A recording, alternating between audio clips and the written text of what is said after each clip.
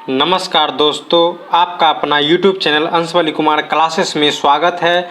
तो चलिए आज हम शुरू करते हैं नागरिक शास्त्र सिविक्स, जो कि क्लास 10th का होगा। एक्सरसाइज 5वां होगा और सबसे अंतिम कि लोकतंत्र की चुनौतियां।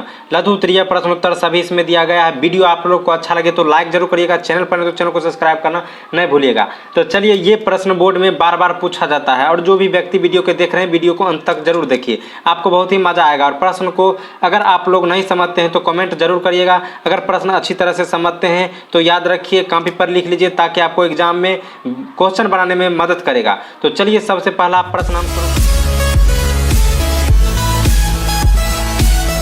पहला प्रश्न है कि बंधुआ मजदूर किसे कहते हैं। जी हाँ, बंधुआ मजदूर किसे कहते हैं। देखिए, बंधुआ मतलब क्या होता है, बांधा हुआ। पहले प्रश्न को समझिए, उसके बाद आप आंसर को समझने में बहुत ही मदद मिलेगा। बंधुआ मजदूर मतलब बांधा हुआ, किसी के यहाँ बांधा हुआ मजदूर, जो कहीं बंधा गया वे उसे बंधुआ मजदूर कहते हैं। तो इसका आंसर क्या होता है कि किसी के अधीन में रहकर काम करने वाले मजदूरों को बंधुआ मजदूर कहते हैं। बात वही निकला कि किसी के अधीन में रहकर, यानी कि वो जो जैसा कहेगा वैसा काम करना है, जब मन करेगा उसका तब वो काम करवाएगा। ऐसे काम करने वाले मजदूर को बंधुआ मजदूर कहते हैं। तो चलिए अब अगला प्रश्न पर चलते हैं। प्रश्न संख्या 2 है कि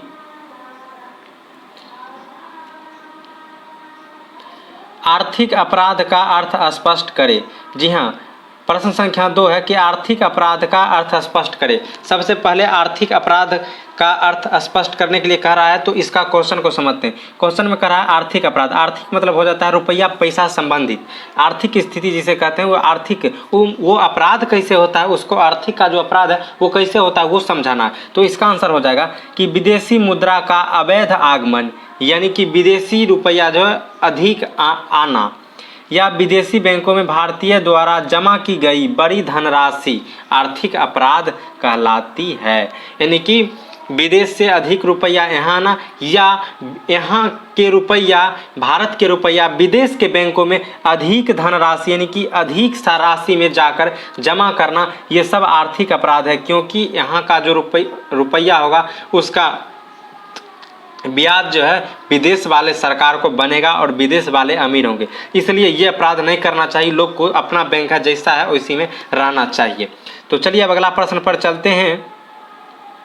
तो प्रश्न संख्या 3 कह रहा है कि परिवारवाद क्या है। परिवारवाद क्या है, जब किसी जनप्रतिनिधि के निर्धन या इस्तीफे के कारण कोई सीट खाली हुई और उसी के सीट पर उसी के परिजन को टिकट दे दिया जाए तो वही परिवारवाद कहलाता है। यानी कि इसका तात्पर्य यह होता है कि परिवारवाद के कि जब कोई व्यक्ति, कोई प्रतिनिधि है और वह प्रतिनिधि खुद को मर जाता है यानी निर्धन हो जाता है या इस्तीफा दे देता है, तो क्या करता है कि उसी के परिवार का कोई परियोजन, बेटा पोता नाती या कोई भी हो, किसी रिश्तेदार आकर और वही टिकट वे ले लेते हैं। तो इस प्रकार की समस्याओं को जो है परिवारवाद कहा जाता है। और यह समस्या के कारण अच्छे अच्छे नेता लोग विफल हो जाते हैं और जो लोग बने रहते हैं उन्हीं के बेटा पोता द्वारा किया गया काम करता है और जैसा मन होता है वैसा चलाता है। तो ये सब नहीं होना चाहिए। चलिए अब अगला प्रश्न पर चलते हैं। प्रश्न संख्या 4, प्रश्न संख्या 4 पर चलते हैं। तो प्रश्न संख्या 4 इस प्रकार है कि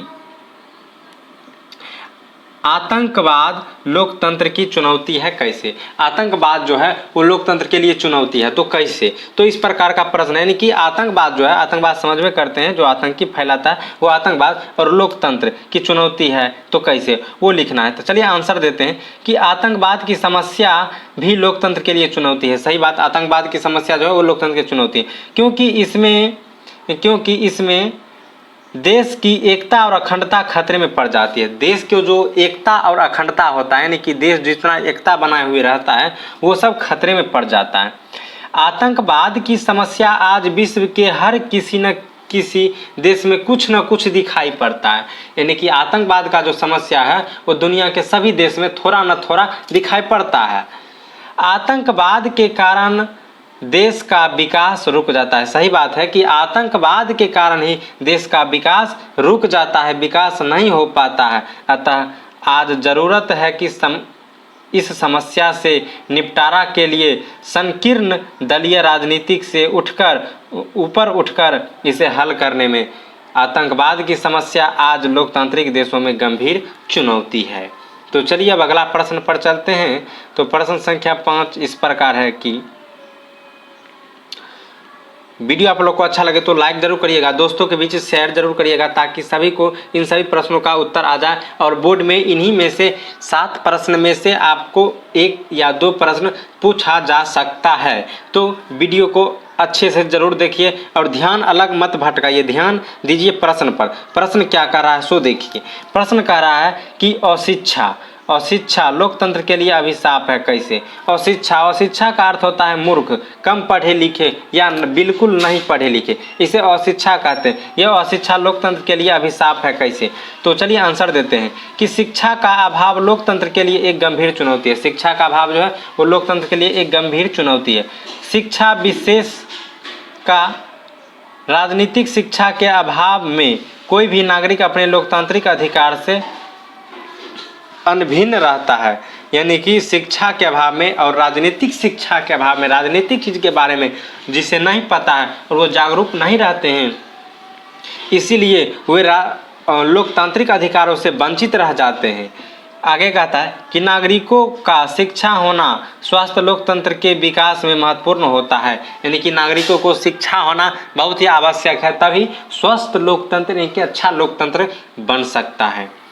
विशेषकर महिलाओं को शिक्षित करना अति आवश्यक है। राष्ट्रीय शिक्षा नीति के तहत महिलाओं को निरक्षरता दूर करने, शिक्षा के आने वाली बाधाओं निरीक्षण करने, उन्हें प्रारंभिक शिक्षा में बनाए रखने के लिए सार्वजनिक प्राथमिक सरकार की ओर से दी जा रही है। यानी कि खासकर महिलाओं को जो है वो शिक्षा को मतलब जो अशिक्षा है उसे दूर करने के लिए सभी प्राथमिक शिक्षाओं का सरकार ने उपलब्ध करा दी है। जब तक किसी देश में नागरिक चाहे वह पुरुष हो या महिला अशिक्षित रहेंगे, कोई भी देश अपने यहाँ विकसित लोकतंत्र स्थापित नहीं कर सकते हैं। यानी कि कहने का मतलब ये होता है कि जब तक कोई भी देश में महिला हो या पुरुष कोई भी नागरिक हो वो अशिक्षित रहेंगे, मूर्ख रहेंगे, तो अच्छे लोकतंत्र नहीं बन सकते हैं और नहीं चल सकते हैं और लोकतंत्र विकसित नहीं हो सकते हैं। तो इस कारण हम कह सकते हैं कि शिक्षा के अभाव लोकतंत्र के लिए गंभीर चुनौती में से एक है। तो चलिए वीडियो अच्छा लगे तो लाइक दबा के मारते चलिए और ध्यान दीजिए प्रश्न पर। देखिए बहुत ही मज़ेदार प्रश्न है, तो प्रश्न पर से ध्यान दीजिए, ध्यान इधर उधर मत भटकाइए। बिहार में लोकतंत्र की चुनौतियां का वर्णन करें। बिहार में लोकतंत्र की चुनौतियों का वर्णन करें।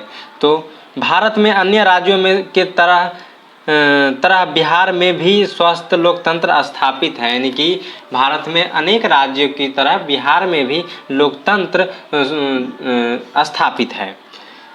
इसके बावजूद यहाँ क्षेत्रीय स्थानीय स्तर पर चुनौतियाँ मौजूद है। यहाँ पर जो है वो क्षेत्रीय और स्थानीय स्तर पर चुनौतियाँ मौजूद है। आज भी भ्रष्टाचार, जातिवाद, परिवारवाद जैसे बुराई यहाँ निर्णायक भूमिका निभाती है। यानी कि आज भी यहाँ पर भ्रष्टाचार, जातिवाद और परिवारवाद जैसे बुराइयाँ निर्णय है। यानी कि भ्रष्टाचार मतलब भ्रष्टा यहाँ होता है, जातिवाद मतलब एक दूसरे जाति के बीच लड़ाई होता है जो कि लड़ाई नहीं होना चाहिए, और परिवार मतलब परिवारवाद अभी तुरंत समझाए हैं तो वीडियो को स्किप कर देख लीजिए पीछे करके, या फिर अगर आप जानते होंगे अभी तुरंत बतलाएँ। तो चलिए आगे कहता है कि हाल के दशक में यह परंपरा बनी है कि जिस जनप्रतिनिधि का निर्धन या इस्तीफा के कारण कोई सीट खाली रहे तो उसके ही परियोजन का उस सीट के टिकट दे दिया जाए। यही परिवारवाद कहलाता है। इतना जो हो का यहाँ से लेकर और यहाँ तक वो परिवारवाद का परिभाषा है। और यह जो है परिवारवाद होता है यह लोकतंत्र के लिए बहुत ही खामी है, चुनौती को दर्शाता है। तो चलिए अगला प्रश्न पर चलते हैं। अगला प्रश्न और सबसे अंतिम प्रश्न है। प्रश्न में कहता है कि राष्ट्रीय प्रगति में महिलाओं का क्या योगदान है। राष्ट्रीय प्रगति में महिलाओं का क्या योगदान है। उत्तर में कहता है राष्ट्रीय प्रगति में महिलाओं का भी काफ़ी योगदान है, यानी कि राष्ट्रीय जो प्रगति है उसमें महिलाओं का काफ़ी योगदान है। भारतीय लोकतंत्रता आंदोलन से लेकर आज तक महिलाओं भी राष्ट्र के प्रगति में पुरुषों के साथ कंधे से कंधे मिलाकर काम कर रही है, यानी कि जब से हमारा देश आज़ाद हुआ है तब से लेकर आज तक महिलाओं ने पुरुष के साथ कंधे से कंधे मिलाकर काम करते हैं। खेती बाड़ी से लेकर वायु उड़ाने तक, यानी कि खेती बाड़ी से लेकर जहाज उड़ाने तक, अंतरिक्ष में जाने के भी काम कर रही है महिलाएं। पंचायती राज व्यवस्था में पंच और सरपंच भी चुनी गई है, यानी कि महिलाएं ने पंचायती राज व्यवस्था में पंच और सरपंच भी चुनी जा रही है। आज महिलाएं विधायक, सांसद की सदस्य के रूप में जनप्रतिनिधि का कार्य भी कर रहे हैं, यानी कि आज जो है महिला विधायक और सांसद के रूप में भी कार्य कर रही है। महिला शिक्षा के वृद्धि के कारण आज महिला काफ़ी जागरूक होकर आर्थिक, सामाजिक और राजनीतिक रूप से सशक्त हुई है तथा राष्ट्रीय प्रगति में इनकी महत्वपूर्ण भूमिका निभा रही है। यानी कि महिलाएं जो है वो शिक्षा के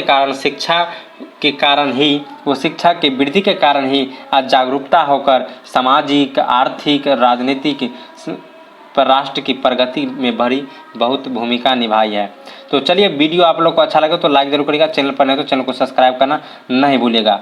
तो देखिए, चैनल को सब्सक्राइब कर लीजिए, जो भी लोग सब्सक्राइब नहीं किए हैं दबा के सब्सक्राइब कर लीजिए, ताकि एग्जाम के हर नोटिस और एग्जाम में पूछे जाने वाले सभी प्रश्न उत्तर को आपको जवाब मिलता रहेगा। सब्सक्राइब कर दीजिए। वीडियो आप लोग को अच्छा लगे तो लाइक कर दीजिए, और अगर नहीं समझे कुछ इसमें प्रश्न तो, या अगर आपके मन में कोई प्रश्न है या आपके बुक में कोई प्रश्न है तो हमें कमेंट कर जरूर बताएं सभी विषय के सॉल्यूशन के लिए।